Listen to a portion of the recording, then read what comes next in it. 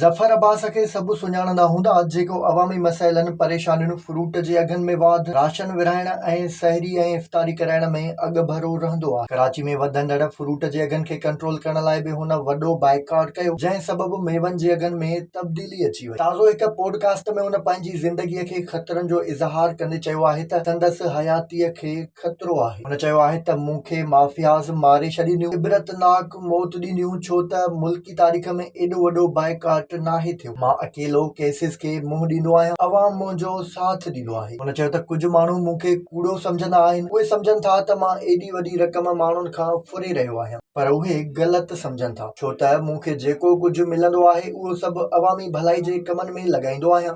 जंहिंजो जेको कमु आहे उहो न पियो करे, उन जे करे मुल्क में गुरबत ऐं बेरोज़गारी वधंदी पई वञे। जेतिरी कोशिश करे सघां थो कंदो रहंदुसि। ज़फ़र अब्बास मूजिबि पाकिस्तान में माफ़ियाज़ खे पुंजो ॾियण जो कॾहिं कंहिं न सोचियो, पर हाणे वक़्तु तब्दील थियण वारो आहे। हुन चयो त मूंखे कराची वारा नंढा नंढा नॉर्मल तबिके जा माण्हू पैसा ॾींदा आहिनि, कुझु बिल्डर्स सपोर्ट कनि था, पर वॾा दौलतमंद साथ नाहिनि ॾींदा। उहे मूंखे पसंदि ई नाहिनि कंदा। मूंखे तमगा इम्तियाज़ न मिलियो, मूंखे इन जो को बि ॾुख न आहे। संदसि चवणु हो त मूंखे 10 सालनि खां शुगर जो मर्ज़ आहे। मुंहिंजी शुगर 450 रहे थी। मुंहिंजो कमु टेंशन वारो हूंदो आहे, जंहिंजे करे शुगर हाई रहे थी। डॉक्टर जेके डायलिसिस सेंटर में कमु करे रहिया आहिनि, JDC उन्हनि खे पघार ॾींदो आहे। सिंध हुकूमत असांखे जायूं ॾिनियूं त असां उहे इदारा खोलिया आहिनि।